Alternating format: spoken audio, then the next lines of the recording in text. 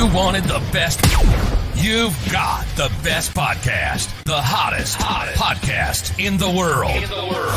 The Chris Voss Show. The preeminent podcast with guests so smart you may experience serious brain bleed. The CEOs, authors, thought leaders, visionaries, and motivators. Get ready. Strap yourself in. Keep your hands, arms, and legs inside the vehicle at all times, because you're about to go on a monster education roller coaster with your brain. Now, here's your host, Chris Voss. Hi, folks. It's Voss here from theChrisVossShow.com. There you go, ladies and gentlemen. The Iron Lady sings, and that makes it official. Welcome to the big show. As always, we appreciate you guys being on the Chris Voss Show. Thank you for always coming by. The Chris Voss Show is the family that loves you but doesn't judge you, at least not as harshly as your father did, because you took apart his favorite watch when you were a kid, and he's hated you ever since. And he liked Johnny better. So work it out with them or go to therapy. That's not really my problem. But the great thing we do at the Chris Voss Show is we bring all these really smart people on that can help assist you with your childhood traumas from your father relationship and mother too, or whatever traumas you got. That's what we do on the Chris Voss Show. We invite these amazing people, the CEOs, the billionaires, the White House presidential advisors, the astronauts, the people who write these stories of their journeys, their dichotomies, their cathartic moments, everything that got them to survive to this point, that is. That was like fucking dark there, Chris. What's going on? I actually had something darker in my head, but it didn't sound quite as funny. But they've survived this far until that meteor hits. I just got a notification there's one on the way. But they teach you, and we just have fucking great people on the show. So go to goodreads.com/Chris Voss, LinkedIn.com/Chris Voss, YouTube.com/Chris Voss. Subscribe to the big LinkedIn newsletter. That thing grows like a fucking weed. Subscribe to the 130,000 group over on LinkedIn. And I don't know what's going on. Everyone loves this show. Evidently at the beginning of the new year. For 16 years, we've been doing this stupid thing. And I guess all the New Year's resolution people decided they wanted to listen to the Chris Voss Show. So the Chris Voss Show so far in January is up 200%. And it's already got millions of downloads. So it's just really stupid. So if you're listening to the Chris Voss Show, thank you for being new, because there's a lot of you. Holy crap. You guys are every day you guys are breaking records. So thank you, whoever you are out there. We certainly appreciate you guys being new. Today we had an amazing author on the show. As always, we have these brilliant minds on the show. None of them are me, of course. That's why we have guests.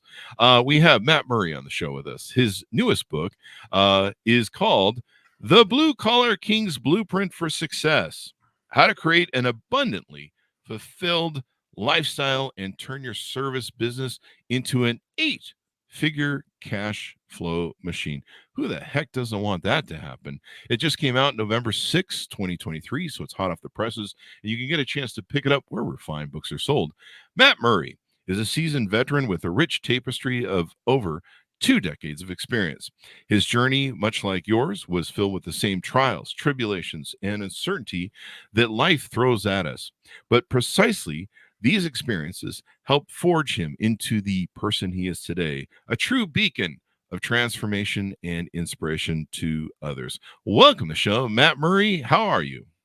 I am amazing. Thanks for having me. So you definitely cleared the air for me on if we're cussing on the show today or not. You know, I go on some shows and I'm like, okay, I got to turn the potty mouth off for this show. So, which is hard to do for a blue collar guy. You know what I mean? I'm like biting my tongue when an F-bomb's ready to slip out or something like that. So I'm like, all right, cool. I can be unfiltered, like full authentic Matt Murray today. So there you go. There you go. Totally unfiltered. The unfiltered show. Maybe they should call it that. So, Matt, welcome to the show. Give us your .com so people can find you on the interwebs, please. Yeah, so it's easy. BlueCollarKing.com is my website. There's some information there. And if you guys want to chat with me, text me, check me out. Another easy place to find me is Instagram at @TheRealBlueCollarKing. So 2 easy ways to get a hold of me.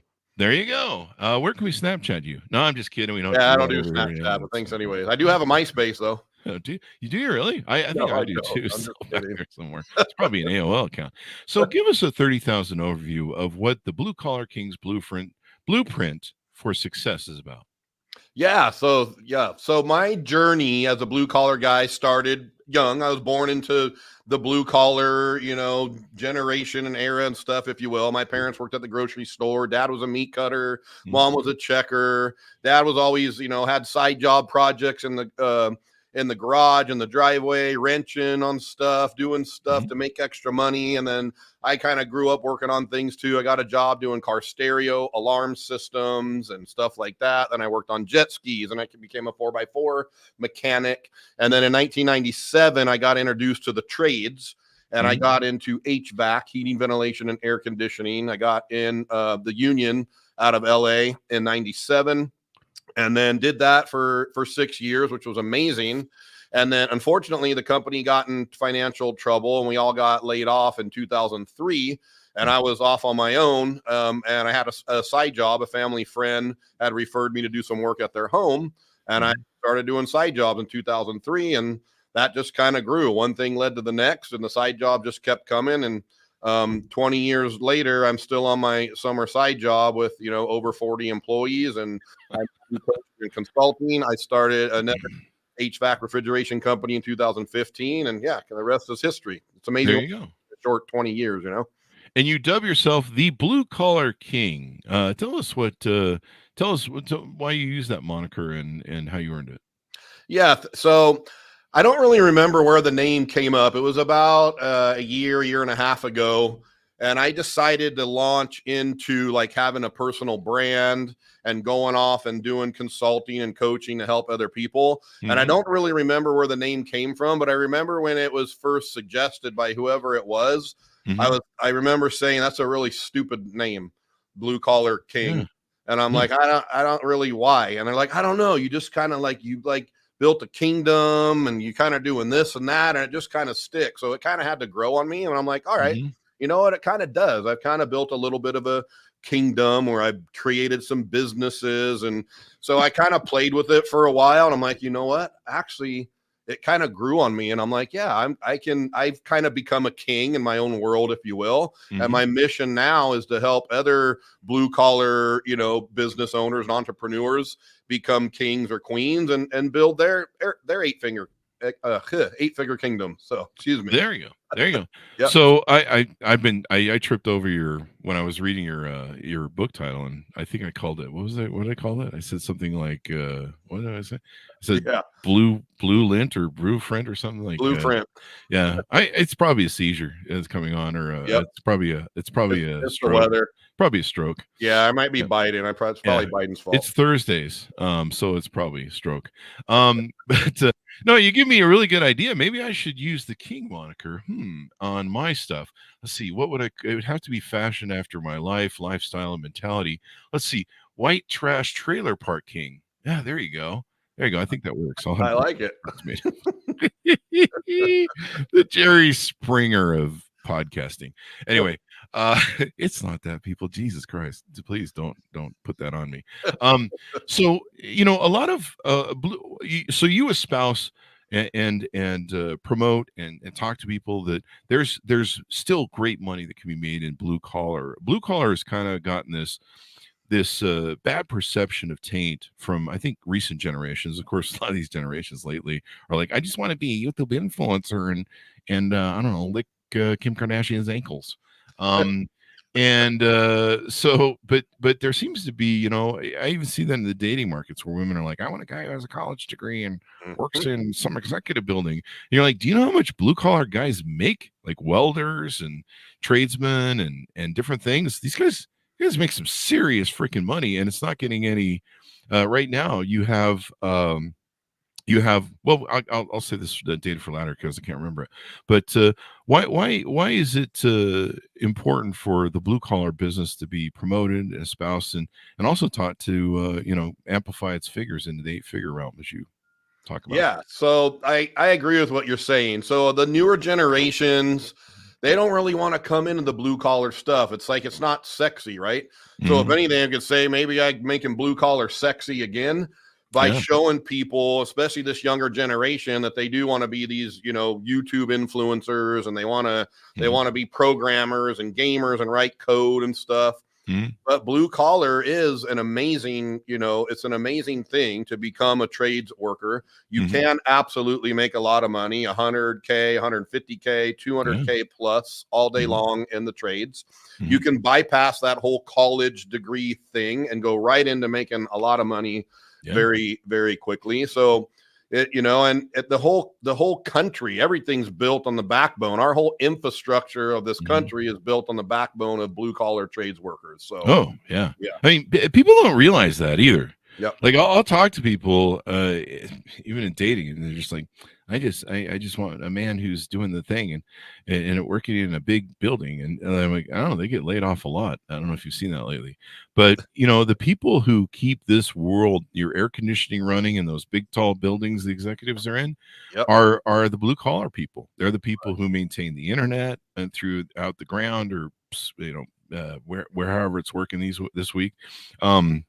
The sewer systems, the garbage systems, all these bricklayers, building houses, contractors, constructors. You couldn't have any of these fine, Right. white collar things without the blue collar base. Correct. And one statistic that really caught my eye recently was right now you have uh, out of every 7 boomers that are retiring, and they're retiring fast. Like I can't remember, there's a statistic, but it's a huge number every day that they're retiring. Out of 7 of those that are high quality tradesmen, life tradesmen, they're the ultra. I don't know what you call them in trade, but they're the ultra experience, right? They know Yep. everything. For every 7 of those guys that are retiring, there's only 1 of those that are coming into the business to replace them, and they're novices. Like they don't have, they don't know how to do all the welds and Yep. stuff yet. Exactly. And so there's a real glut coming, or a lack coming, I should say, of quality skill blue collar people, and that just means the price for those folks are going to go up. Like I'm going to go start learning plumbing because I'm not going to be able to afford a plumber. I mean, it's going to be cheaper for me to go to the doctor than it is for me to call a plumber, and that says That's so. where we're headed. Yeah. So it's definitely a thing. And people, the great thing about having a trade is if you have a trade, you can go anywhere with it. You don't have to worry about, like, I don't think AI is going to replace contractors anytime soon. Not happening.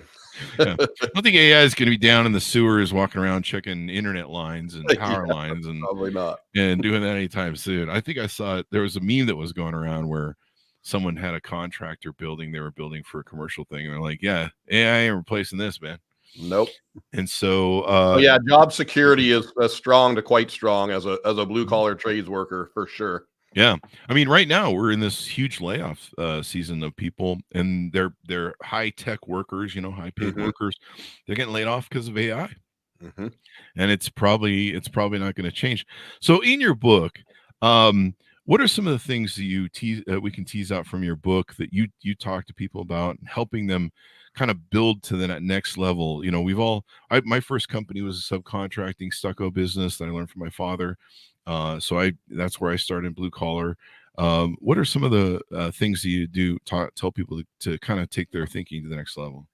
Yeah, kind of high level on that. In my book, what I talk about, and this is what I learned as I was growing my business, I would grow the business and I would kind of like hit the ceiling, right? Like I would max out and I would like hit this growth ceiling, and then there would be some retraction, and then we would make money and lose money. And I kept hitting what I came to find out as my Peter principle.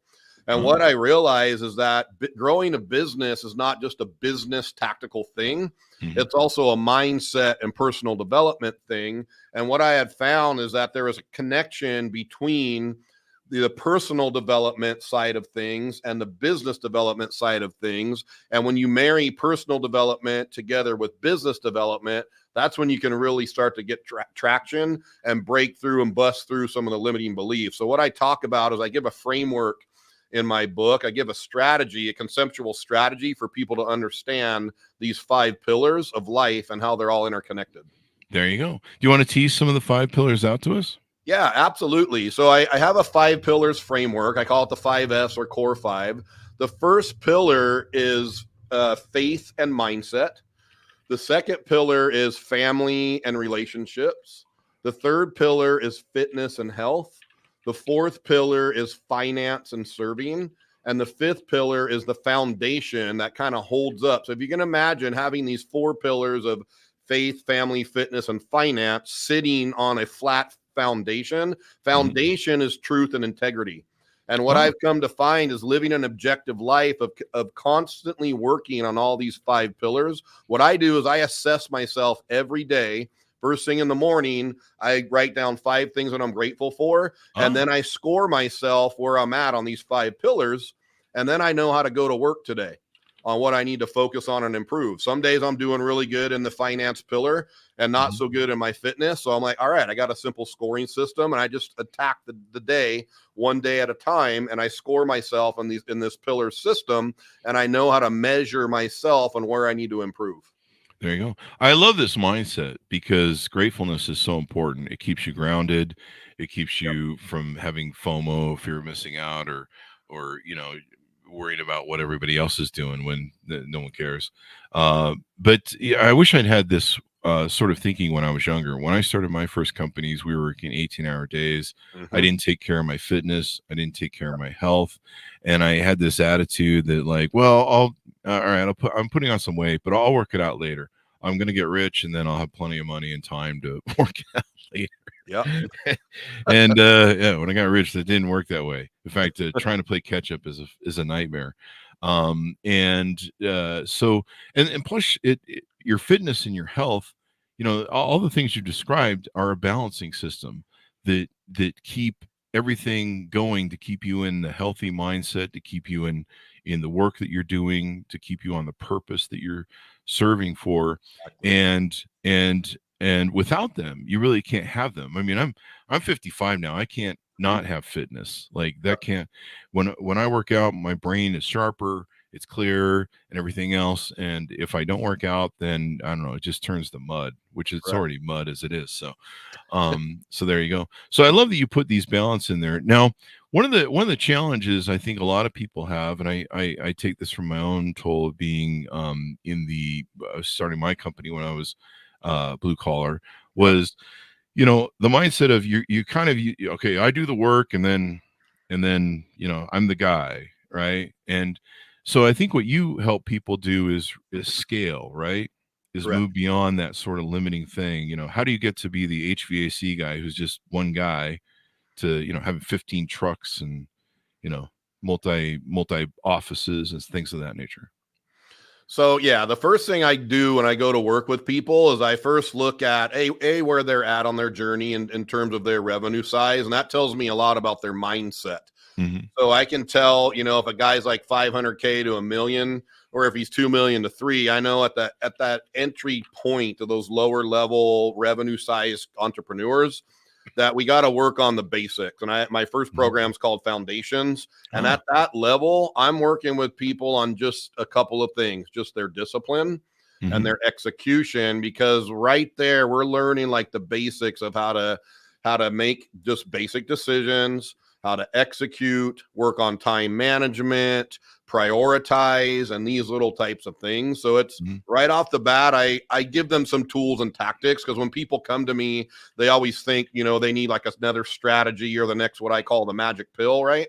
So I give them what they think they need, but then I go to work on what they actually need to help them get to the next level. And that's immediately working on their mindset and how they their limiting beliefs, their EQ, and all these types of things. There you go. I love that. And I espoused that somewhere in my youth. I picked it up from John Wooden, Coach John Wooden, the infamous coach. Famous. There you go. Infamous. One of the same. Yeah. Depends on if you lost to him, I suppose, his team. Then he was infamous. But he had the quote about, I believe in the basics, attention to and perfection of tiny details that can be commonly overlooked. Yes. And, he'd have some basketball player who would, do the Michael Jordan, run down the court and, hit the 3-pointer or do this, artful slam dunk. And he's like, well, that's great, but I want to see you work the keys. I want to see you, do your free throws. Let's see how you do on free throws. Exactly. And working those basics are so important. We saw that kind of in football during the playoffs. I think there was 1 or 2 times where somebody stepped over the scrimmage line or whatever it's the line, and that simple play screwed them. I think it screwed one team basically at the end. I mean, there's a whole lot of factors that go into a game, but it was one of the deciding factors at the end at losing it down. It was important.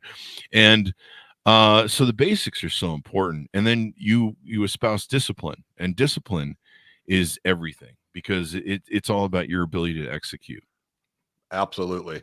Mhm. Yeah. If we have a problem like prioritizing, and if we have a problem with time management, I could give somebody $100 million playbook, but if we can't even, make simple decisions, and if we can't, set up focus blocks and prioritize, like, it doesn't matter how many tactics or strategies or marketing I give them. Mhm. And I could whip them up. I could install some, business development stuff very quickly in terms of sales and marketing. But if we do that, if I don't have the entrepreneur's mindset right in terms of the infrastructure of the business and supporting the operational things around the growth, then we're going to build it up and it's just going to crumble. We're going to go back. And that's what I did. Yeah. I learned that. It was like, I call it stacking floors on top of a one-story house or building that's never designed to be a multi-story structure. We're adding floors, aka more sales, more sales, more sales. And we haven't built up that infrastructure, that framework, that foundation of not just the business operations and tactics, but the mindset of the leader to be able to support all of this additional revenue. There you go. What do they always say about success? 90% of it is showing up. Yep.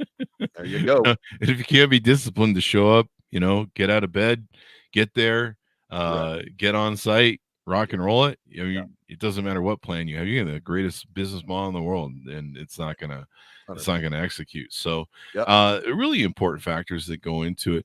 Now, let's talk a little bit about your website. Tell us what sort of services and offerings you do over there for people.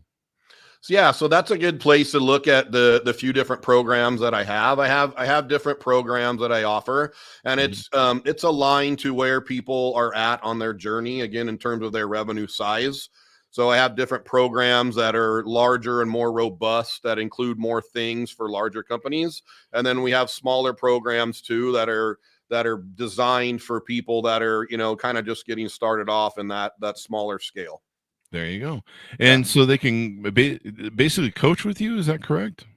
Yes, I do coaching. I do training. We have a mastermind program where we put people into an ecosystem where we're doing business operating systems, doing life operating systems, doing workshops.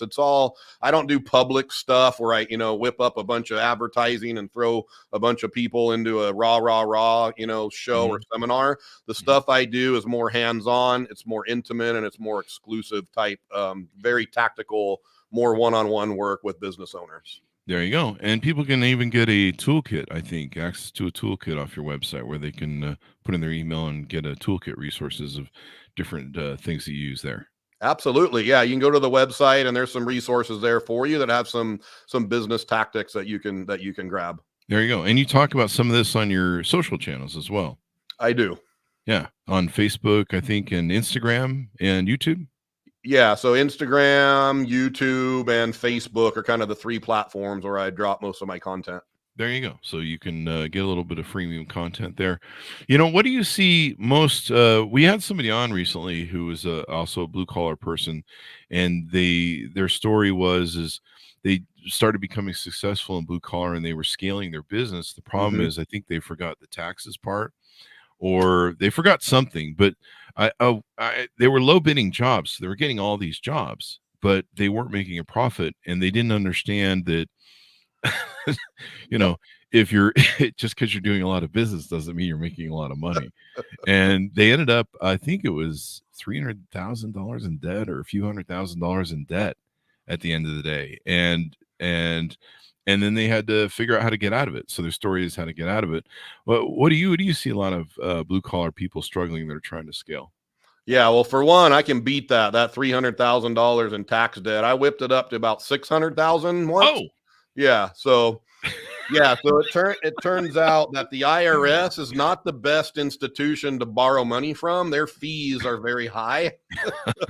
So, yeah, it's important to learn when you're scaling a business that you have to pay payroll taxes to the feds and to the state. Then after you pay that too, the income you're making, you're going to have to pay, income tax on that stuff as well too. So Yeah. yeah, very important to know that when you're estimating projects. So this is what bites contractors in the booty. Ah. Most guys don't know what I call fully loaded labor burden. That's actually what the cost of your labor is with the taxes, with the workers' comp, all the crapola that you have to pay for having an employee.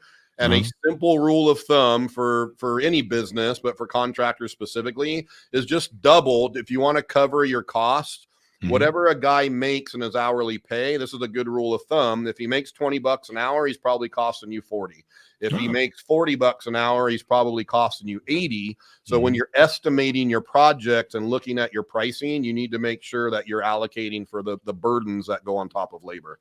There you go. That's so important because taxes are death and taxes. Yeah. And then you've got if you have health insurance you're offering and things like that, and then there's state money as well. They want their thing, and then usually you have workman's comp. Workman's comp is a big deal. Yep. That can break you. I mean, I've had companies where we had a very blue collar sort of business, and the workman's comp difference between blue collar and white collar was like astoundingly different. Absolutely. And there's a lot more injuries, but you got to factor for all this stuff. Business insurance. I wonder how many contractors and people in blue collar these days have business insurance. I always should have gotten that. What about one of the things that people have in blue collar is a lot of times you are the center of the universe. Do you teach people on how to get insurance to cover yourself if you end up going down or things like that? Or I can't remember the different insurance they have for that.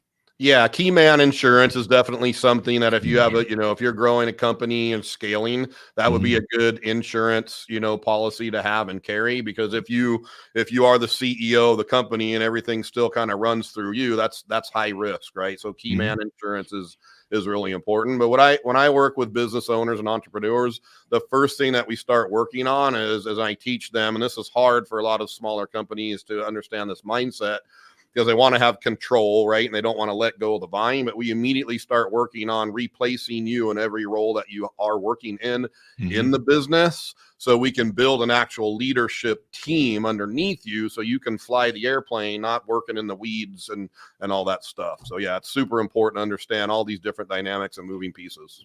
There you go. And that's one of the things that people probably need a lot of help from people like you on, is how to scale and delegate. Because that's the biggest challenge a lot of entrepreneurs have is learning to delegate, learning to expedite yourself into other employees and do that scaling. Because you just kind of, when you're first starting out, you kind of do everything, but sometimes it's hard to let that go and turn that over to other people. And of course, find the right people who will do the job you can trust with your work and your business and your contractors. Contracting, of course, your business model, whether you want to do a C Corp, an S Corp, partnership, or sole proprietorship, however you're set up, it's really so important. And then probably prepping, for an exit, right? To sell, if you want to sell your business. A lot of prepping for exiting your business you need to do from the very start, from the moment you decide what sort of setup you're going to have, whether it's an LLC and all those things. Exactly. Yeah, delegation and leadership is an art in itself.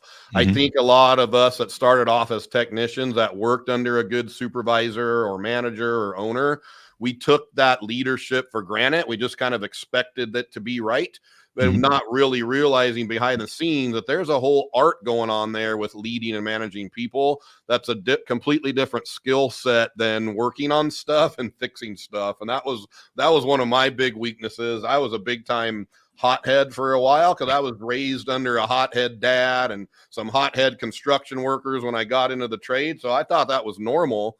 And I couldn't figure out for a while, like, why do all the employees keep leaving? You know what I mean? I'm like, what's going on here? Are we not paying them enough or what? And then I finally realized, like, someone told me, like, dude, you're a freaking asshole.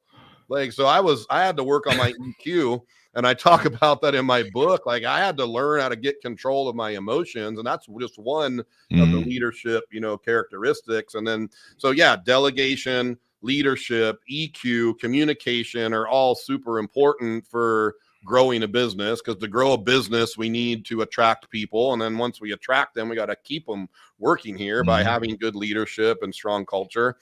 And then looking to the future of, what are we doing with this business? Are we going to grow this and pass it on? Are we going to ESOP it to the employees?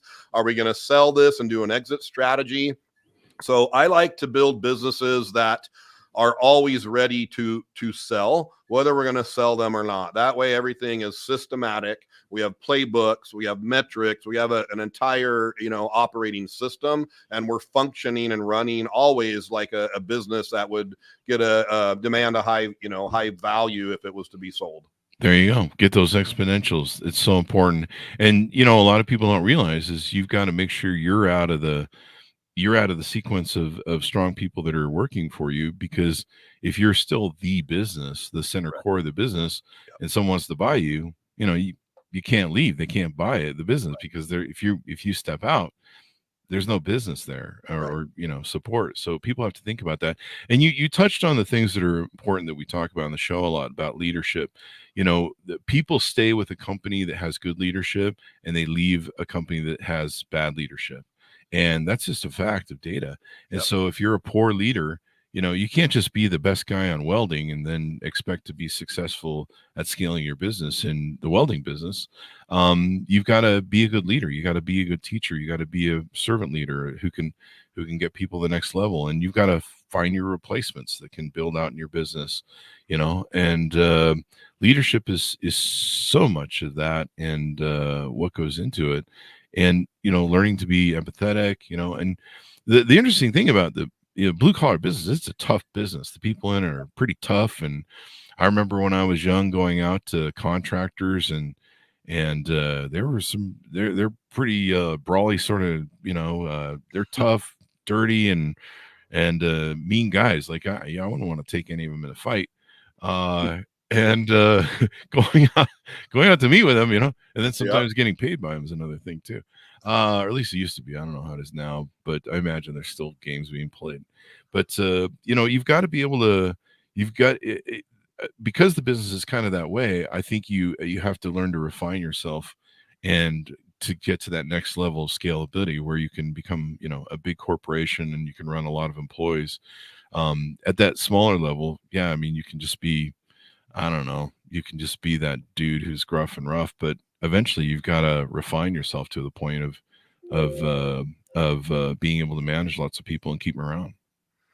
Yeah, exactly. And that's with like we talked about earlier, with these, with the baby boomers retiring, and like you said, 7 boomers exiting for every one coming back in.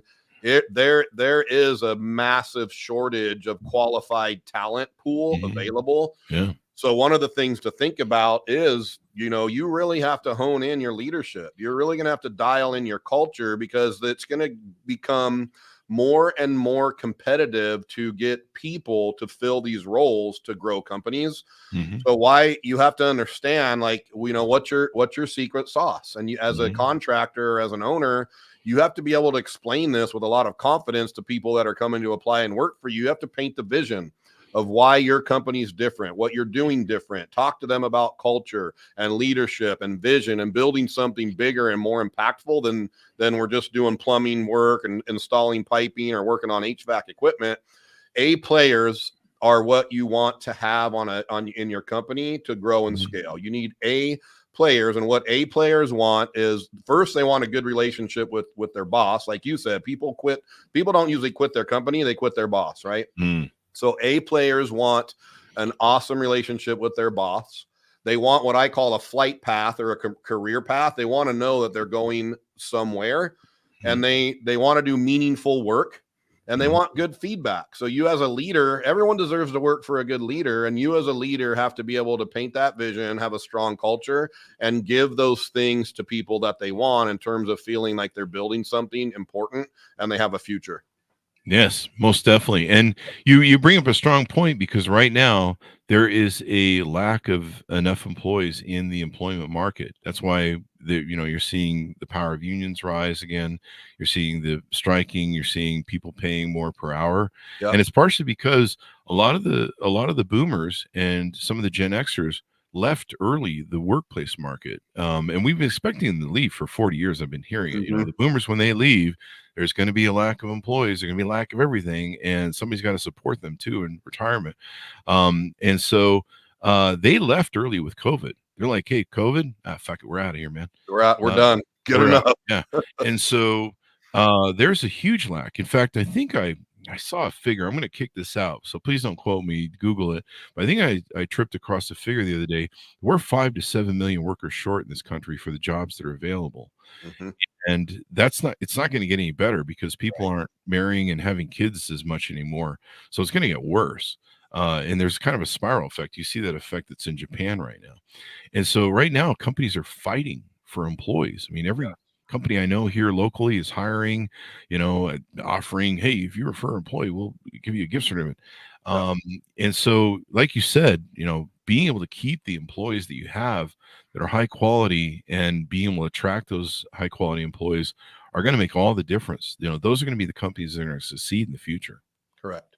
Yeah, and it's getting nasty out there right now too, because there's a shortage. You got this pirating going on now, especially with LinkedIn. So your employees, they're getting plucked at all day long.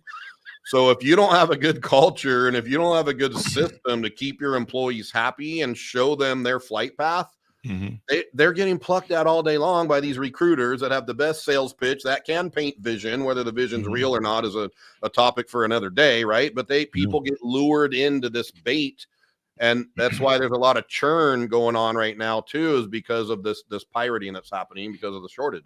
Yeah. And you know, I talk about that in my book, Beacon's Leadership. You have to be a leader who can give people a vision, an aspiring vision, to motivate them to feel like they're working towards something bigger than themselves. Especially this Gen Z and some of the millennials, you know, they just didn't want to like punch in and out. They wanted to have something that seems like it matters, that feel like they're contributing and they're doing all that part. And so you really have to start thinking, even though blue collar is that sort of sometimes gritty sort of business, you really have to think of it from almost a white collar executive type scale, a CEO type scale, where you have to think about, you know, the big picture and the big vision and leadership. Yes, yeah, absolutely. Definitely. Couldn't agree more. And you help get there with your book and the trainings that you do. What maybe haven't we touched on that we should talk about that you have in the book or some of the services you offer? I would just, you know, if I could say anything, is just be open. Like, people that want to grow, whether you're an employee or whether you're a leader within a company or a business owner, I know there's a lot of information out there, and there's YouTube and there's a lot of fake gurus and stuff, but be open. Like, you know, do your research if you're going to hire a coach or a company to go get trained by, you know, but be open to the possibility. A lot of people think they have it figured out, and I work with a lot of companies, and especially my clients that are kind of on the ramp up path. They still have this technician mindset, right? And they're like, well, I'll just figure it out. I'll look on YouTube, or I'll read the book, and and that's awesome mindset to have as a technician. But having an all figure it out mindset as an entrepreneur is really, really bad, and it's going to be really painful and cost you a lot of money. So we have to be open to getting help. We have to be open to the possibility too that you can grow and expand your mindset.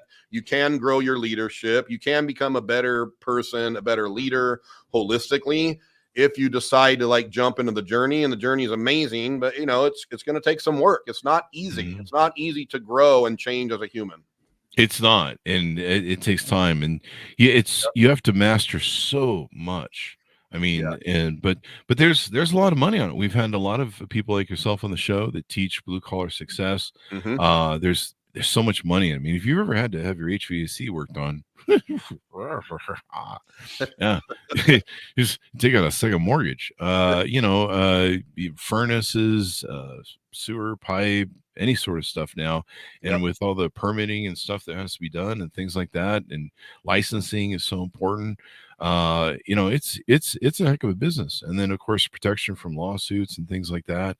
It's really become a, not just like, hey, I'm just going to do some work here and, a handyman sort of thinking. Mhm. And so taking it to the next level, scaling it, really thinking about going to that next level is so important because, when I was young, I said to my business partner, I'm like, we're young and we can kind of take the hit for how hard we're working these 18-hour days, but I don't think I'm going to want to do this when I'm 40 or 50. No. I don't, I can, and at 56, I turn tomorrow. I can't, there's no way I could have done those 18-hour days. Yeah, absolutely not. I like sitting in my chair in the air conditioning or Uh-huh. the warmth and telling everybody else what to do. So there you go. And if you build it right, you can make it to happen. So give us your final pitch out for people to order the book and on board with you, how they can get to reach out to you, handshake, get involved with what you're doing. Yeah, if you'd like to get a free copy of my book, go to my Instagram page. Again, it's The Real Blue Collar King. Shoot me a direct message and I'll send you a free copy of my book. I love to chat. Also, if you're a blue collar person and you just have some questions, I love helping people. I love sharing, what I've learned in my 27-year journey. So feel free to reach out, say hi, ask me some questions, and just stop by. I would love to interact with you guys. There you go. Take it to the next level, guys. I'm serious. If you're in the blue collar business, there is a lack of business, or there's a lack of employees coming in skilled tradesmen, which means you guys are probably going to double or triple your money. Like it's just you guys are going to become richer than doctors, and doctors aren't that rich anymore, really. For all the stuff they have to pay and trying to collect from. I've seen the balance sheets on attorneys and doctors being in the mortgage business for 20 years. It's kind of funny how they've taken a lot of revenue in their accounts receivable, but the collection part of it's really low. Yeah, especially if you're an attorney, you put some guy away, he owes you like $20,000. He's going to be paying $1 a day out of his, or $1 a month out of his prison account. So it's going to become. I seriously believe this. It's going to become a really high paying thing, and to that point, I'm going to go learn plumbing. So because I don't want to pay a plumber or anything else. I'm going to have to start learning shit around the house. I think there's going to be a corner on this market that's coming up the next 10 to 20 years that's going to be huge, and there's going to be so much money, it's going to be insane because there's going to be very few skilled people that can do it. Yeah. So I think cornering the market is a really smart game here in play. So thank you very much, Matt, for coming on the show. We really appreciate it. Give us your .coms as we go out.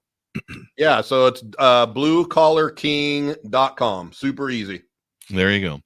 Thanks to my honest for tuning in. Go to goodreads.com/Chris Voss, LinkedIn.com/Chris Voss. Subscribe to the big LinkedIn newsletter, the LinkedIn 130,000 group over there, TikTok, Chris Voss 1, and all those crazy places we're on the internet. Thanks for tuning in. Be good to each other. Stay safe, and we'll see you guys next time.